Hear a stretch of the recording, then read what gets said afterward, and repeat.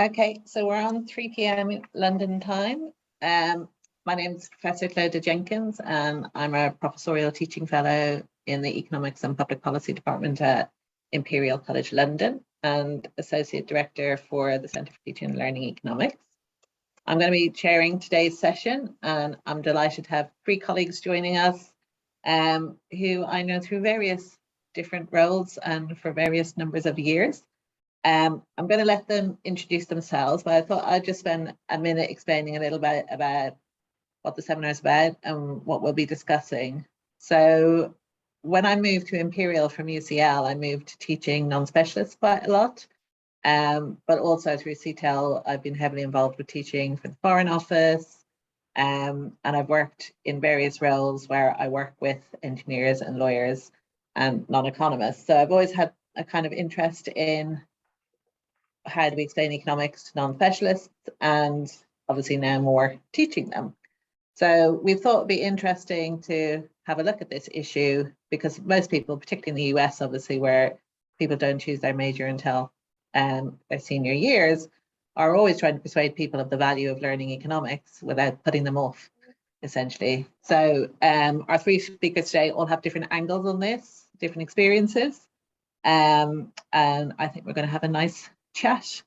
Hopefully you all know the rules of CTEL seminars are keep yourself muted while people are talking, use the chat for comments and questions, and Sylvia will pass on to me as chair if there are any particular questions for the panel, and then towards the end we'll hopefully have some time where we can let people unmute if they want to ask questions in person as well. So we'll find opportunities where you can raise your hands, given that we're a small group. So without further ado, what I'm going to do is alphabetically ask each of our panel members to introduce themselves, what their interest is in this idea of teaching economics to non-specialists. So Eileen, do you want to start? Yeah, so I'm Eileen. I'm a senior lecturer at Queen Mary University. I'm also part of the editorial board at Core Economics Education. So my experiences are being involved in writing a textbook for social scientists called Economy, Society, and Public Policy, and also preparing a set of empirical projects called Doing Economics, where students will learn data handling skills in the context of important policy issues.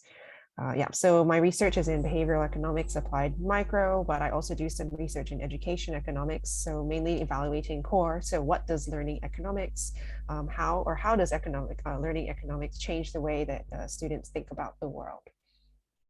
Thank you. James? Hi, everybody. My name is James Tierney. I am currently self-employed. I was at Penn State most recently teaching large lectures of macroeconomics. I'm working on a couple of projects in the, I guess you would say, research realm of learning science and how we can get more graduate students and early career economists to focus on the evidence-based strategies in the classroom. That's kind of my biggest project right now. I also own an improv theater here in State College, Pennsylvania, which is beautiful out, and it's 10 a.m. here, bright and early. And so, yeah, I'm super excited to talk about it. I do some work with the Foreign Office each session to come in. So I have a lot of ideas on and experience on how that works for people who really don't have a lot of econ coming in. So yeah, I'm excited to be here. Pedro. Hi everyone, thanks Cloda. So I'm an associate professor in behavioral economics at the ESADE Business School in Spain. Mainly, I did a transition like 4 or 5 years ago from being in a much more research-oriented institution to a business school. And in the last few years, I've been teaching MBAs, introduction to microeconomics to MBAs, and also a course on behavioral economics, which is my area of research, both to MBA students, but also to executive MBAs and other institutions to try to talk about the experimental method and try to talk about evidence-based policies and behavioral and all these things. I'm also a member, I was the past president of the Spanish Economic Association Education Committee, Committee. And I'm also with Cloda. I'm a member of the European Economic Association Education Committee. So very happy to be here. Thank you. Thank you. So in the sort of discussion that we had, sort of semi-prepared, I think is the best way to put it, we're going to talk a bit about teaching non-economists and then also what it kind of means for us as a profession as well and our interactions with non-economists. So I'm going to start with Pedro because, as he mentioned, he does do a lot of teaching now, and so he used to teach, I guess, more traditional economic students and has moved quite a lot into teaching non-economists. So I guess the question is, what's the biggest difference teaching different types of students, and how have you adapted for the biggest difference? So I think the biggest difference is expectations. So I think we still do a bad job at selling what economists do, and people still don't know it. So the first thing I always have to tell in my classes is that they shouldn't be asking me about financial advice, because the only time I gave financial advice to my parents when they inherited some money was a complete failure, and I'm still a complete failure if I'm in giving this type of advice. So I think the first thing is to let them know. This thing that they teach us the first day we study economics, this is about constrained choice and the small science of having to choose and all these things. People still think we are talking about money and we are talking about finances, which of course we're doing that, but many other things. So setting up the expectations is the first thing. The second one, I think, is the credibility about, we are not, even if I'm a professional magician, and this is something I may tell you about later, I'm not a good predictor. So we are not, as economists, we are not here to predict how things are going to go.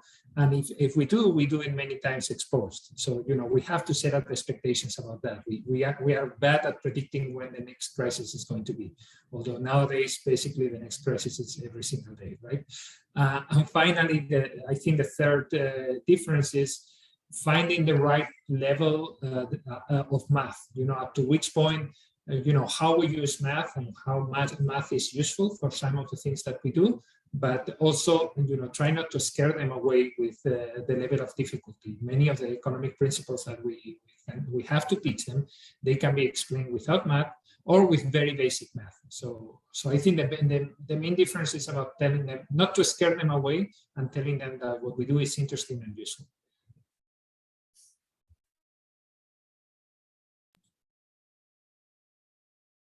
Oh, you're muted. It's all right. Just trying to stop my heavy breathing on the thing. So thinking about, those differences, does that make it really challenging to teach non-economists? And if so, what kind of adaptations do you make on the ground to macro teaching or any other kind of teaching that you do?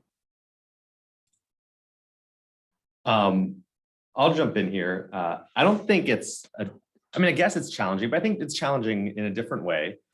I absolutely love it. And I think kind of adding on to what Pedro was saying about, making sure that, this isn't finance and getting that is asking students early on, like what their assumptions are. And so when I was teaching at Penn State, 750 macro students, the first day I would give them a very quick online poll where I took like 50 concepts that I knew we'd be going over in the entire class and had them rank them 1 to 5. And the way that I told them that was 1 is you've never, ever heard of this term before. 5, you could come up here and teach this. And like, where are you? And then I would bring those terms up on the screen and I would show them like, okay, here are the terms you like, no, you don't know, like, and have them do little group discussions.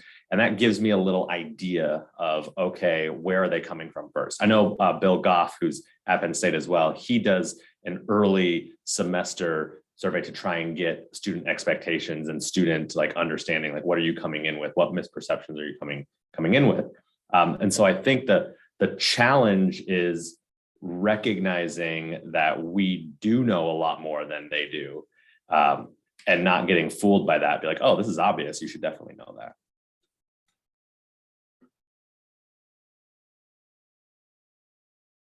I'm just going to stay on mute.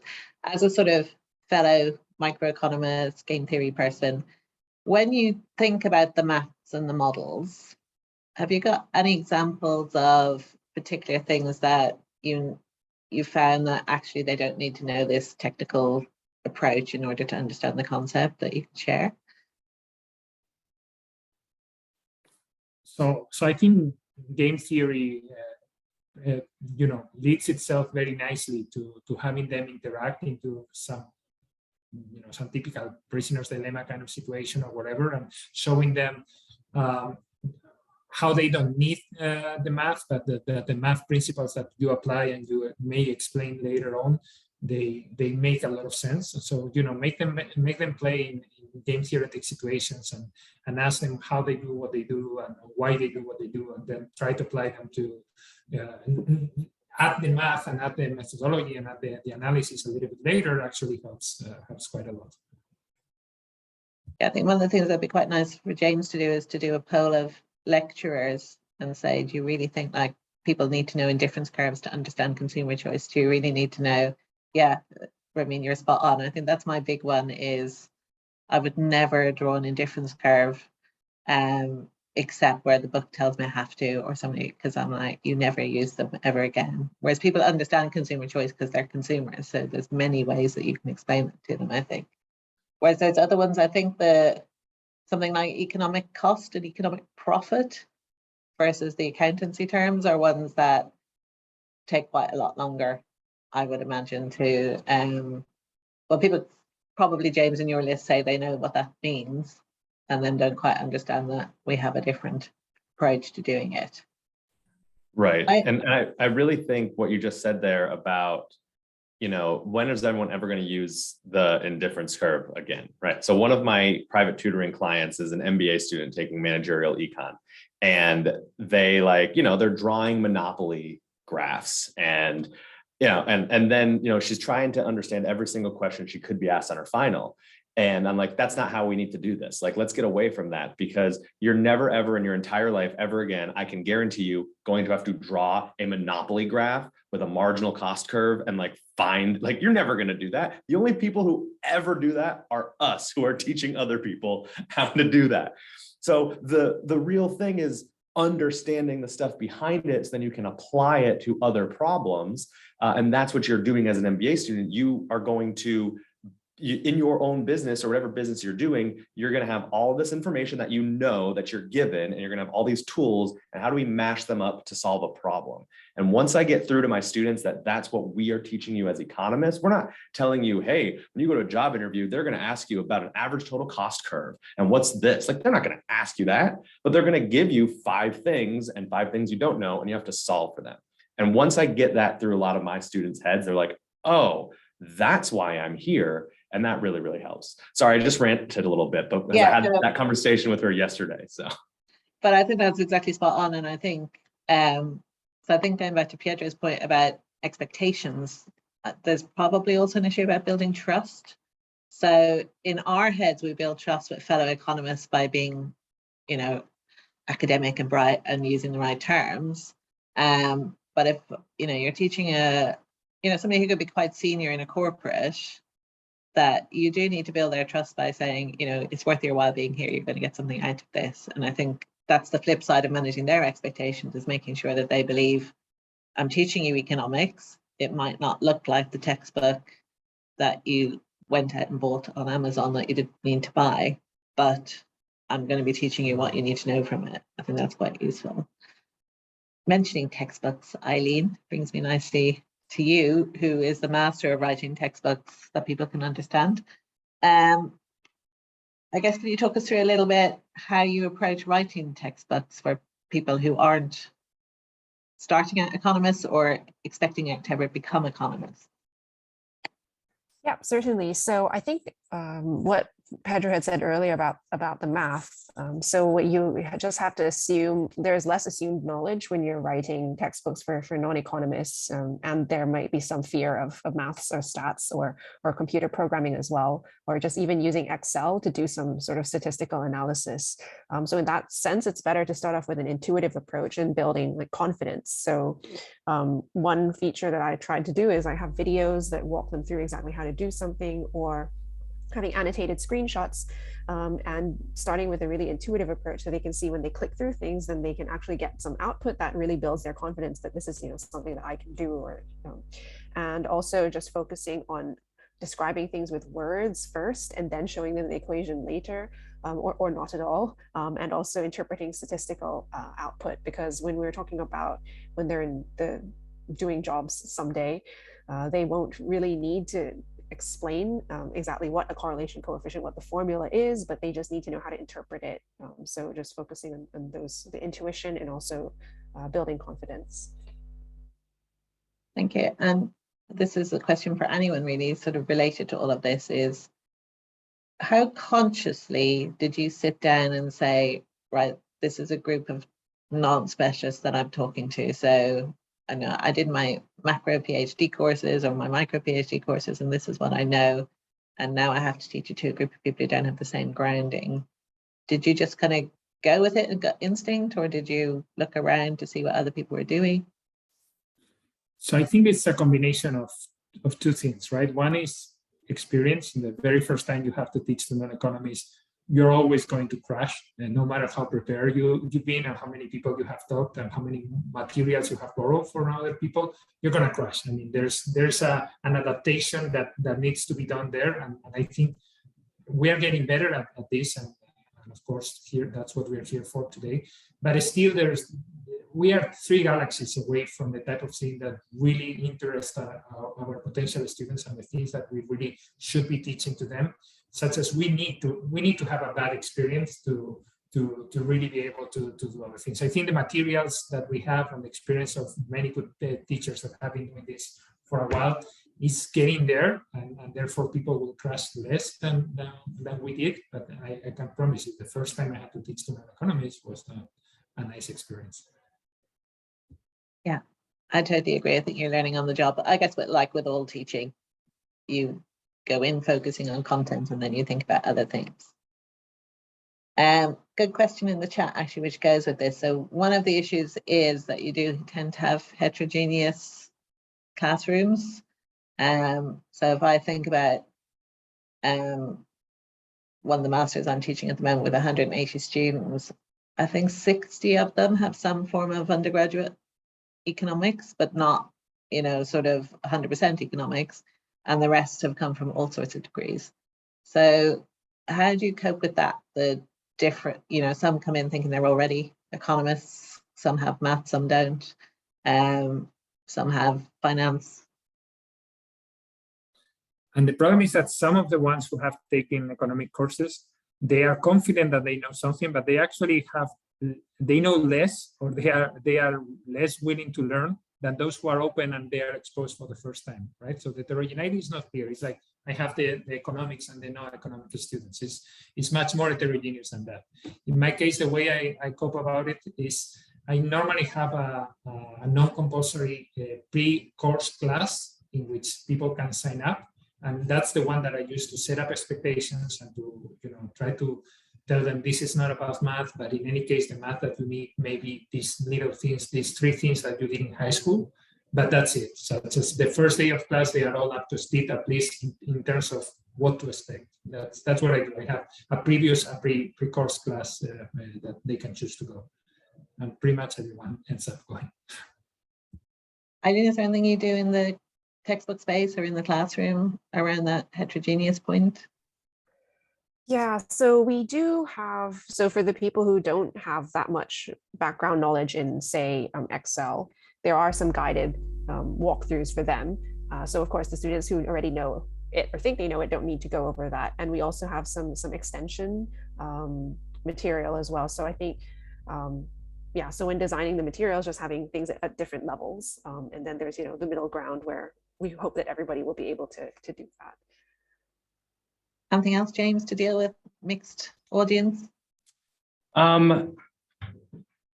So I don't have a lot of experience teaching at the upper level. So mainly my experience comes in like intermediate macro, where everyone is supposed to have intro to macro, but since there's so many different people who may, there could be transfer students, there could be students who have taken it with different instructors. I never know exactly what level they're at. So I always would spend the first week or two doing what I would consider like advanced review, where I'm like, this is the material you need to know, because I want to get everybody on the same page. And I think it goes back to building that trust. Like, I would tell the big class, like, you would feel uncomfortable if you went into a class and you were behind from right at the beginning. So even if you find this stuff material, use this as a time to get started and try and get on the same plane before we start moving into that new material. I also, what I've done when I've done stuff for the Center for Foreign Office is not knowing where these students are coming from, and basically allowed them to open up and ask questions like, hey, I think I'm supposed to know what GDP is, but what exactly is it? And then allowing some of the students who do understand and have the background to then explain it. And that's kind of built a pretty good community with that as well. Yeah, I think the idea, I mean, I used to do so at UCL, all the UCL students were economists, but you had people from joint degrees, people from single honors degrees, but also we had a lot of affiliate students from the States. So I did that thing of a quiz up front, making sure that, that they knew what profit was or what consumer surplus was, and said, this is what I'm going to assume, this is in your prerequisites. But obviously if you really don't get this, come and ask me in week 1, not in week 10. That was always the main aim. So another question in the chat is around learning objectives or learning outcomes, and how you set them for non-specialists and how you link them to the program. And I guess there may be a difference there between if the program's all non-specialist, that might be less difficult, but if it's kind of a mixed program, how do you do that? Eileen, do you want to start and then I'll move through the others? Yeah, so in terms of the kind of learning objectives for non-specialists, I think that it would kind of be similar for what you want for the economists, in that you want them to be able to go out into the real world and to be able to explain, to have these set of tools that they use to explain what they see. I don't think it's very different from being a non-specialist or a specialist, because even for the economists, they would need to be able to communicate with the non-specialist anyway. So that's my take on that question. In terms of linking it to the program objectives, I don't have any experience with programs that involve non-specialists, so I will defer to the other panelists for that. Pedro, do you want to have a go at just generally learning objectives and linking? So what I generally do is, instead of monitoring them or testing them, so did they learn this concept or the other, basically when I explain the learning objectives, what I say is, this is basically a managerial economics course. So what I want you to do is, at the end of the day, pick up a company and show, my objective is so that the economic principles that you have learned through this course, they apply to this company. And it can be something that they choose themselves. So these are MBAs, so many of them, they choose their own company. Some of them, their family-owned company, which is kind of funny sometimes when you find out. But the thing is, how do you apply all these concepts? How would you apply these concepts really in your everyday life? And actually, I've been in your business life, right? And actually, I've been very surprised. I've been given, through the years teaching this type of courses, I have learned many applications of principles that I was taking for granted, like the Bible when I was reading, when I was studying Mascolel. I could find that the students are very good at finding a way to use these things. So now I use them. I use it as feedback. I also use it as examples in my classes. So I like one of the things I like about teaching non-specialists is that it's a two-way road, right? You also learn from them. And you learn many of the applications, things that you would never have thought of, this applies to this concept. Sometimes they are bogus, right? But many times it does apply, and it's funny and it's interesting. Yeah, I think so. James, any last word on sort of what you value about teaching non-economists and what the challenges are before we move on to the wider professional implications of all of this? I've always been pretty independent from like the university I've worked at with like what learning objectives were. So like that's been always nice for me. And I've always kind of felt this, if I have my majors even like an intro level course, right? Because like if you have an intro level course, you're gonna have some majors and non-majors. That the non-majors just like the university is making me be here, and so I don't want to be here at all. And like if I can get them to understand why companies do something, or why the government does something, or why individuals do something, like just understand why, then I feel like I've done a good job. Like, okay, this is why they're using price discrimination. This is why the prisoner's dilemma is doing this. And then for the economists, I try and like bump it up just a little bit. And can I get them to tell me how they're going to do it, right? So like just a little bit deeper. And so is there a way to kind of separate that? Now with assessments, you know, I'm teaching a very small class in entrepreneurship right now with 6 students, which is amazing because I got them each an individual education plan. Like they each have a different final because it's what they wanted. When I'm teaching 700 people, it's really difficult. It's not impossible to try and give people their option of like which level. But something I think is best for education to be like, this is where you are, and let's get you to this point. Yeah, no, I think so I actually found the reverse happening when I was in UCL, that I was given learning outcomes, you know, from pre-existing courses that say things like, by the end of this course, you will know what marginal cost is, for example. And that, you know, that's such a bad way to write a learning outcome anyway, that you just kind of go, okay, but you can write them so, as Eileen was saying, whatever the student, you're able to understand, I don't know, how government makes a policy, or why growth matters to welfare, or that kind of thing. And then, you know, you're going to hit that for everyone at, like you say, James, at a different level. And I think that's what's really important.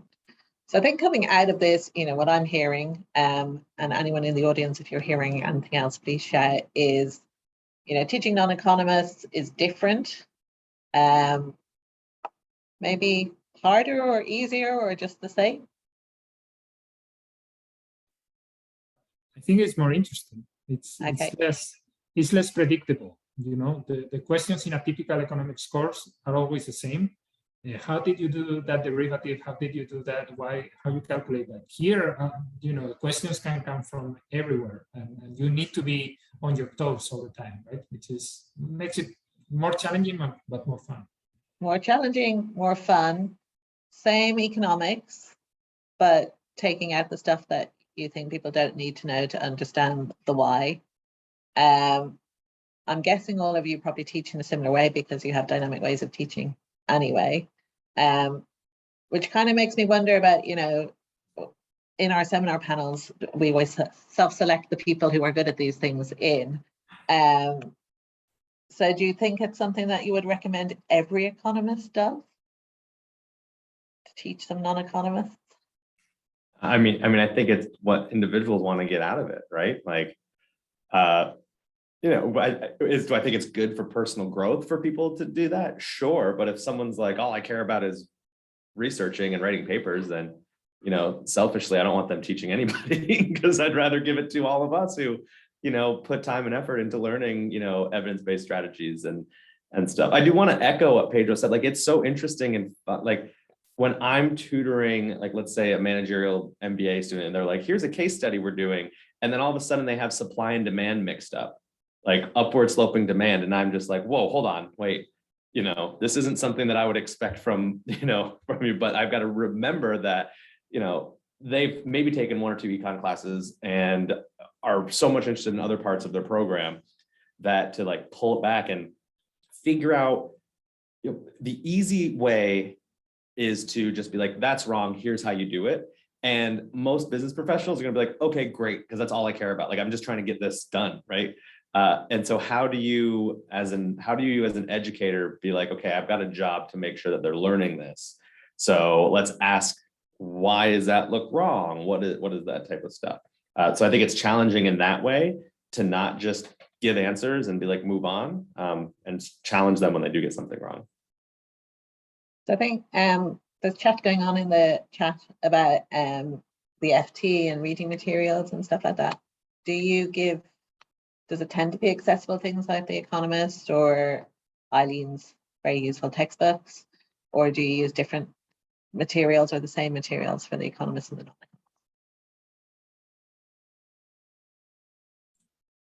Non-Economist? My goal, oh, sorry, go ahead, Pedro.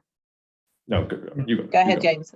Oh, me? Okay. Yeah. I've always used, I mean, even when I was teaching intro classes where there's people who want to be economists and like go to grad school, and there's people who hate me because I'm teaching them econ.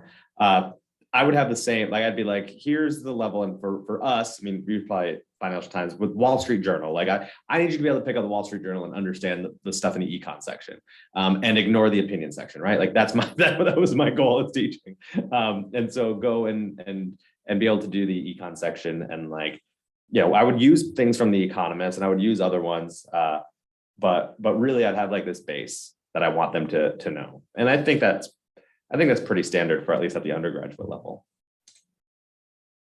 Pedro? Yeah, so similarly, I use the Wall Street Journal, I use Financial Times, I use Economist. Pretty much, you try to look for colorful articles, and then such as they get attracted, and then from there you try to derive the economic principles that they are learning, right? And these journals, I mean, they're well written. Some of these journalists actually, they know what they're doing and they write in a very colorful fashion. So it's very easy to get the students attracted to those stories. And then your job is to get them into thinking, not just, my problem many times with MBAs is that they are very good at talking about everything, but really you see that there's not much structure behind it, but they can chit chat and talk. So just organizing and structuring without cutting their thinking, because sometimes they're very clever and they have very good ideas, but get them to structure something that they could read. What do they extract from there that they really have learned, and then make them feel comfortable that, hey, I have learned something. One exercise that I do many times is they read an article by a good journalist, but perhaps not such a good economist, and I try to ask them, what do you think is flaw in the arguments that they are making? And why would you argue in the other direction, right? And that's an exercise that they feel very rewarding, because they, when they say, oh, if I had read this article from The Economist before the class, I would just eat in and believe everything they say. Now I think that there may be fundamental flaws in this argument and this other one. So doing that kind of exercise makes the students feel very good, and I hope it makes them feel like they've learned something. Thank you. Eileen, can I just take a sort of angle on this discussion, which is around data? Because I think one of the things I find, so, teaching, say, a philosophy and economics student, that if they've gone into that for largely philosophy, they often have a chip on their shoulder and a fear of econometrics and statistics. What's your recommendation to people who are trying to teach kind of data analysis to non-economists or non-specialists? Yeah, so I think it is important to bear in mind that they will be a little bit more afraid of the data and the statistics than when you teach economists or economic students, but also they might not have necessarily the tools in order. So the simple things like being able to understand like a diagram or to interpret a chart, they might not have that as well. So just being aware of that. And in terms of actually teaching them, I think there's actually a lot that you can get done by doing descriptive statistics alone. So with the textbook that I wrote doing economics, we don't even do regression. The furthest we get is like 2 sample t-tests, which we don't really call them t-tests, but in a very, very informal way of like comparing 2 groups. Because there's a lot that you can do just by getting them to think about using data for communicating and framing it in a way where it's like telling a story with data. So they see this Excel spreadsheet of some numbers, but trying to get a story out of it. That helps with students, not just the non-economists, but also the economists. They're really happy to do these regressions and get lots of output and show it. But then you asking them, what is this telling us about the world, or what can we learn? Those are skills that all students actually struggle with. Reminds me a lot of my supervising master's students on their dissertations, and I'm always like, eyeball the data, tell me what's in the data, and they just like, well, hang on, I've run like 500 regressions. And it's like, yeah, but what's the data telling you? So we had a question from people who signed up to attend the conference, which was more around, I guess, the profession and academics. But it does connect. So it connects to James's point about how he's not going to let most people in the classroom ever. And the question was, do you think economists struggle to engage with non-economists in general? And if they you think they do? Why do you think that's the case? So Eileen, I might start with you. Yeah, so I think there, as Pedro mentioned earlier, there's definitely some perceptions about what economics is about. So, for example, being confused with finance, business, and like making money. And some students have thought like economics is just all about supply and demand. So people might not think that economics has the necessary tools to tackle these pressing issues in society, like climate change or inequality, when in fact there are many economic researchers that dedicate their careers to studying these issues. So I think there's an issue with communicating what exactly economists do. And I think relatedly, like economics is sometimes seen as a discipline that it's somewhat separate from the other social sciences. Like we don't really talk to the sociologists or the psychologists very much. And there are these concerns that economics is quite homogeneous, both in the kinds of people who become economists. So there's been things about, the gender gap has been a prominent issue, and the kinds of ideas that are presented in economics teaching and research. So like neoclassical versus alternative perspectives. So I think that those are some reasons why the economics community might struggle to engage with non-economists. Thank you. James, anything to add to that? Yeah, I was thinking through that, and I believe a lot of the people here are either teaching specialists or clinical professors, and I think we, at least in the education side of things, are kind of that bridge from what we would consider professional economists that are working in policy and that are going out and talking to the Fed and stuff, and the general public. We kind of bridge that gap a little bit, but the respect, maybe it's getting there, but like at least at the university that I was currently at, like it was a clear caste system of like, here's the research faculty and here's the teaching faculty, right? Like not invited to the same meetings, not using the same research funding. Like it was very, different. And so I think the first step to really help with, economists in general engaging with non-economists and the more general public would be recognizing the specialization that a lot of teaching faculty around the globe do, and convincing them that, comparative advantage, if we want to speak the language, like there's a reason why we should be doing this. I think that helps. I do also, I remember I was at SUNY Plattsburgh, which is a small state school in upstate New York. And it was my first job. I was in the mid-20s, and my chair challenged me to write pieces for the local newspaper because he was very much into like, we have a job to try and communicate to the general public about what we actually do. So that's just echoing the like, people don't know what we do. So I think that's the first thing. Those are my comments. Thank you. Pedro, anything to add? Yeah, so for a while I've been engaged with an economics blog in Spain, which we try to actually, the blog has to actually engage the public and try to talk their language, and I think we have got better over time in this. So it started in the 2008 economic crisis, so it was all talking about macro and the causes of the crisis and whatever. But more and more, the blog has turned into something in which we talk about our research and why our research is interesting, and I think we have got better at communicating. And it's engaging them.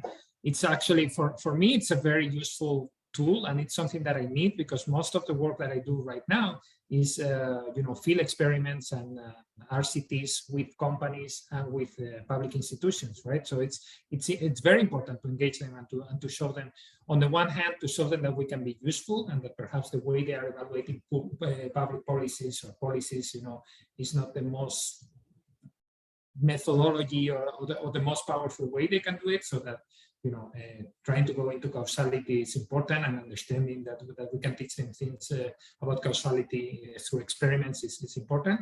But also, we need to talk their language, and I think it's something that we need to get better at, and that comes from experience. I remember I'm happy because a few years ago it was me trying to go to institutions and convince them of things, and it was a complete failure. Now they are calling me to go and do things, so it's also much better. I think that the public is also getting better at understanding what we do and talking our language and finding value. So I would encourage all of us to use the fact that some people have done this work for us already, and the public understands us a little bit better to actually use them to do interesting things.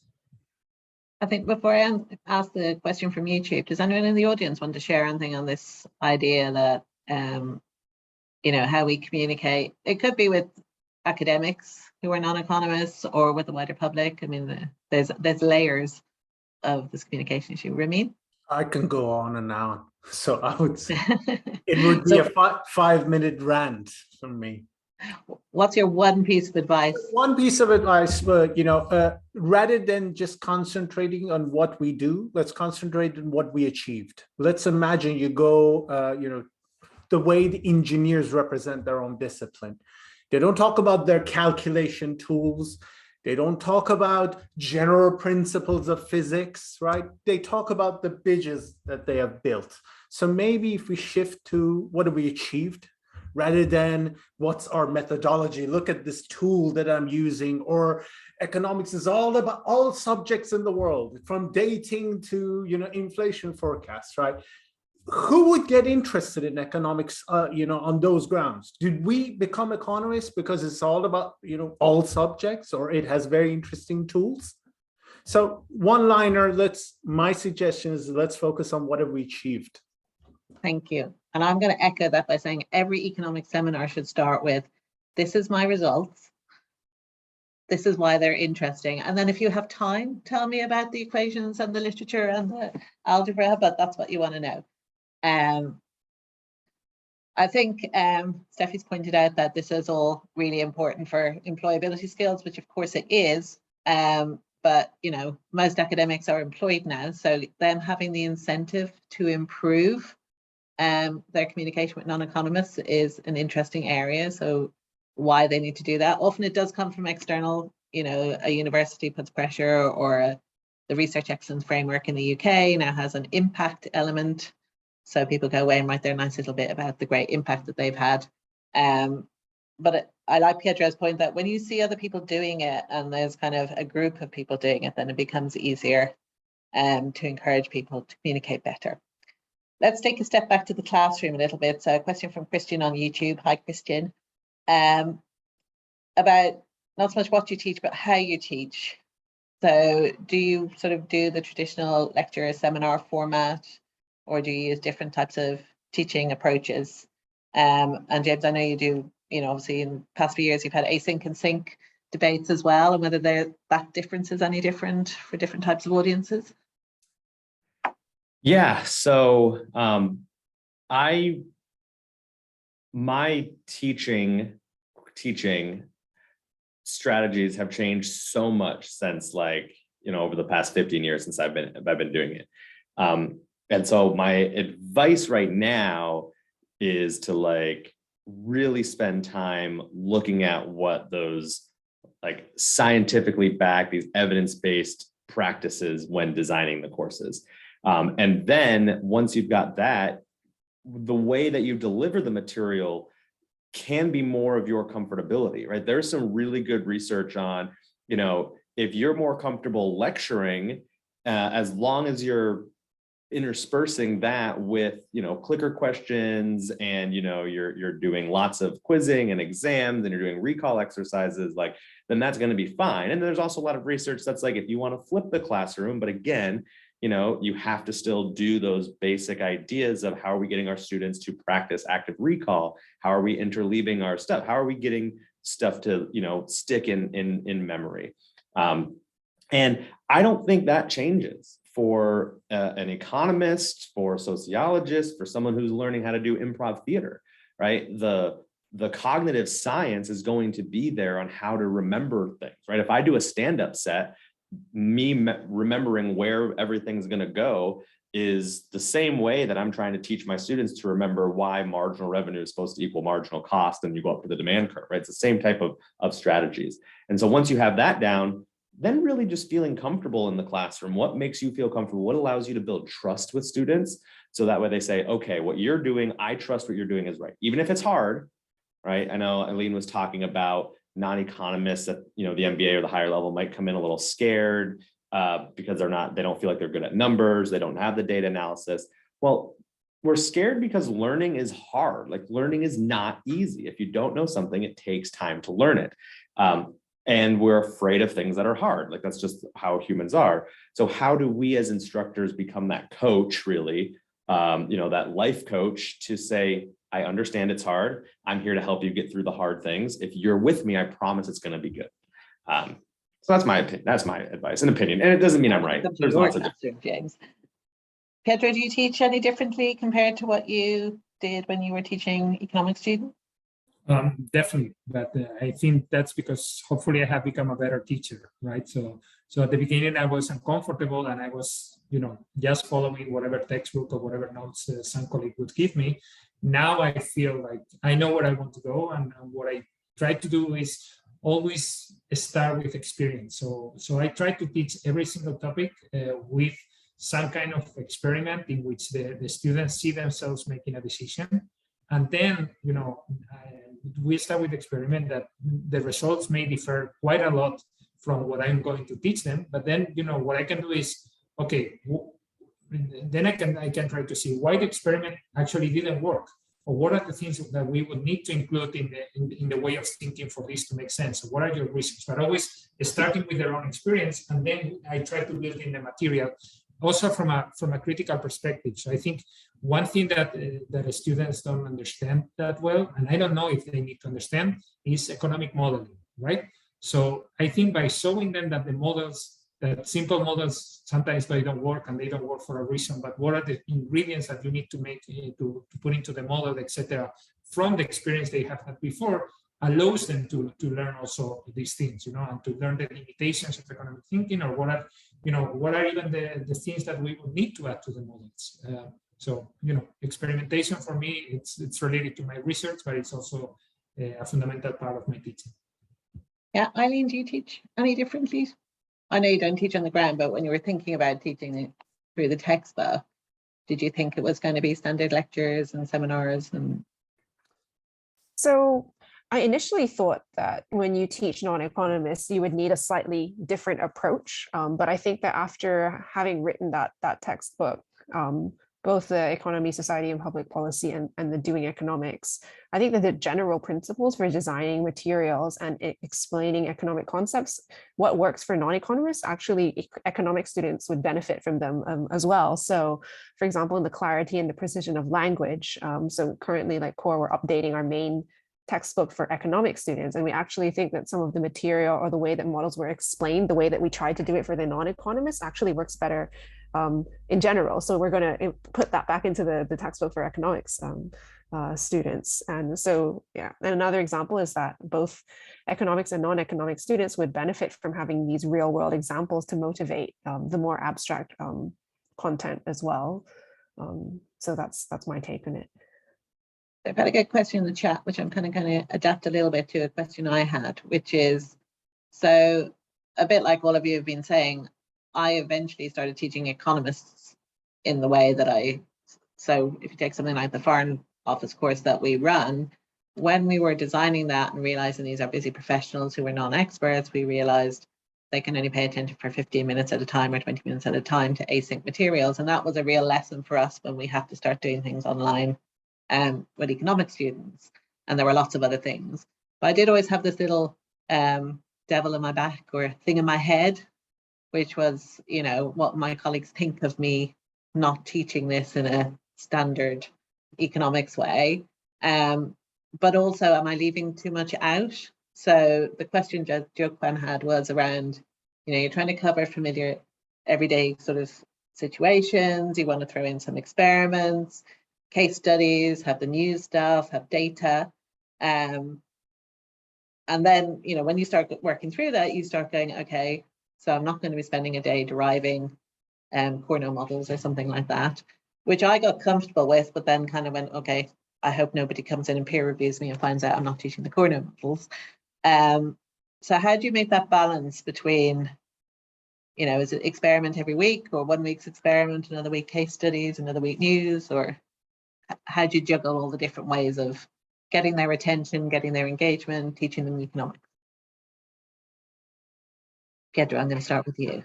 So I think its topic naturally lends itself to a particular type of teaching. Not, you know, for example, you mentioned Cournot model. So that's a typical game theory theme where you can set up an experiment in competition very easily. But then quickly you need to talk about, do you think the CEO of Coca-Cola and Pepsi really think about these issues? What is the underlying principle there? So for that kind of thing, experiments are good. For other things, you need to use other materials. But I think you need to think through. You know, it's not you use experiments for everything you do. That's not my message. I think for each thing that you do, you have to think carefully what is the best way, and also have enough confidence to not be afraid of your economics professor colleague coming in the class and, yeah, I don't teach the Cournot model. So what? You know, I think we are all grown-ups. And as Ramin was saying, we should also show our colleagues what we achieve in terms of teaching by teaching non-economists. You know, hey, they learn all these things, they are able to read these things, they understand the principles, and I haven't solved them a single equation. They haven't run a single regression, but they know what a regression is, or things like that, right? So I like a lot the comment about, you know, what can we achieve with our teaching too. James or Eileen, do you have a similar approach that it's sort of content determines how you teach? Yeah, and I think instructors need to be comfortable with failing, right? We tell our students all the time how much they need to fail and learn and be okay with it.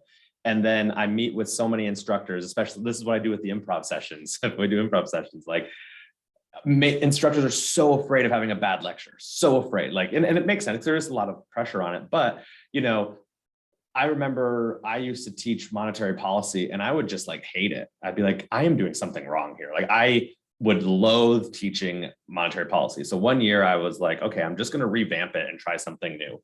And I was so afraid of like going in. I'm like, I'm just going to spend the whole day on the Federal Reserve's website here in the US. And that's all I'm going to do, is I'm going to have them all get in their computers and we're going to try something completely different. And it wasn't perfect, but I was able to tweak that. But the 3 years before, I was afraid to do something new, because I think very similar, like you were saying, is, you know, well, if I'm not showing them money demand and money supply, and I'm not, you know, showing them multiplier effects, like, is someone going to be upset with me? But I was like, you know what, I don't like what I'm doing in monetary policy, so I'm just going to try something brand new. And it just takes time. I don't think there's a science, Joaquin, I don't think there's a science of like, you need to make sure you put 3 of these in and 2 of these in. It kind of just ends up being feel, which is what we don't like as scientists to say, but it's true. Yeah, I think I've had the same experience with exchange rates this year, James. I'm totally Pram laughing because my approach to this was ask Pram. But yeah, I'm totally going to do it a different way next year. And I think I may assume the world has no exchange rate and just deal with them that way. Or get a guest lecturing is my new approach to dealing with things I'm uncomfortable with. But there's always something. And I think, you know, I've had the exams today and I've had a week of questions on a forum about, you said this and it's actually this. And it's like, how many times do I have to write? Yes, I know, I was confused and I got everyone confused and this is actually how it works. But, you know, I'm old enough and big enough to be happy to do that now. Whereas I think when you're starting out, that is a much more uncomfortable position to be in. I have one more question for the panels, which they know about. But before I ask it, has anyone in the audience got anything else they want to ask or share? No. So my last question was really trying to marry this, you know, economists as communicators and teaching different types of students. And it was really just to get a reaction to the statement, which was every economist would be better at communicating their research ideas if they were required to teach at least one course to non-economists. And I'm going to give credit to this to Antonio Cabrales, who's not here, because this is something that he always says is by us making him teach non-economists at the Foreign Office, he feels like his ability to communicate his research got better. So Eileen, reaction to that? Yeah, so I think that that statement, it brings an interesting idea about the possible synergies between teaching and research, like one being like both activities being able to inform each other. And I think that there are synergies that teaching economists and non-economists can benefit the way that you communicate as a researcher. Well, not just a researcher, but just communicating ideas in general and talking about economics and what you do to normal like lay people. But I think that also the way that economic teaching is currently organized, it might not take advantage of these potential benefits. So we did mention that some universities have, due to various incentives, they have these separate research and teaching streams. So some academics will not be doing much teaching at all, let alone teaching the non-economists. They don't even want to teach the economists. And I think in the UK, at least, the introductory economics courses, they tend to be taught separately for economists and non-economists. So I think in principle, the statement does sound like a good idea, but we do have a long way to go to make it a practical reality. James, US perspective? A James perspective, even. A James. I mean, sure, if the person required to teach the course took it seriously and learned how to actually teach the course, right? Because I think there's probably good people. You're right. I guarantee there are a lot of people who are like, I became a better communicator because I took teaching this class seriously. And I figured out a way to communicate my or other econ material to non-economists or 18, 19-year-olds. Perfect. But I don't know what percentage of those people are that. If I go and I tell economist X, who's, working up towards their tenure clock, and they're like, why am I have to do this? Okay, fine. Give me a textbook. Here's Mankew's textbook. I'm just going to read through it, and I'm going to give them the test that's provided by the publisher. And like, oh, you made me teach this class and I got nothing out of it. Well, of course you got nothing out of it because you didn't try. So I think on the surface, like, yeah, of course, this is true if the individuals take it seriously. But we do that with our students all the time too, right? Like, yeah. Would every econ student benefit if they read the textbook? Yes, they would. But are they going to do that? I don't know. So we should force them and not give them tenure unless they've done it well. Yeah, and then we have to figure out how we actually assess teaching well, which we do a very bad job at around the globe. That's a whole other seminar. Pedro, last word. So 2 stories. So I completely agree with the sentence. There is this thing that we say, no, you never learn anything until you have to teach it, right? So 2 personal stories. The first one is when I was an undergrad student, the way I studied for my exams was by teaching some of my high school friends. We were meaning to study together, but at the end, it turned out in me basically lecturing them. And that's the way I did succeed in my exams. And the second story is, I never write my papers, my research papers, until I have talked to my mother-in-law, who is a 94-year-old woman who has never studied university. And I tell her about my research, and until I get a feeling that she really understands it and says, oh, Pedrito, this is interesting, I get it. That's when I know I can write the paper. And it really helps me. So it's useful, and we should all do it. Yeah, I think that when I worked in the civil service, because even in professional economists are not always the best communicators, and I think when I've been designing courses with economists for the non-economists in different organizations, they're always like, oh, you have to cover average costs and you have to do fixed costs. It's like, why? So there's always a job of undoing their experience. But there used to be this phrase about, what would the person on the Clapham Common bus say, which is an area in London. And it was always that same kind of thing of, if you can't explain it to them, then you haven't got it right. So you'd be rewriting sort of public. And not everything we do is that public facing. You're obviously doing an academic course. But I do think pulling it back, but I'd go back to, there's experienced people who struggle to do this, but I do think the kind of work, James, that you are doing on trying to train up graduate students to help them be confident teaching in different ways is really important, because most of us start off by doing what we've seen, and being encouraged to take easy steps. So when you get to nearly 50, you might get a bit more comfortable with it.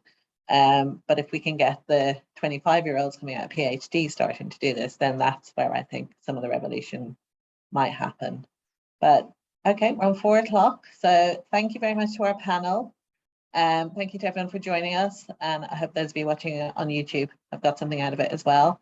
Thank you to Manisha, our new centre manager, for successfully organising her first seminar with us. We'll see you all soon. The sign up to attend our conference at the end of June will be going out shortly, so keep an eye out for that. And we'll see you all soon. Take care. Thanks, everyone. Bye-bye.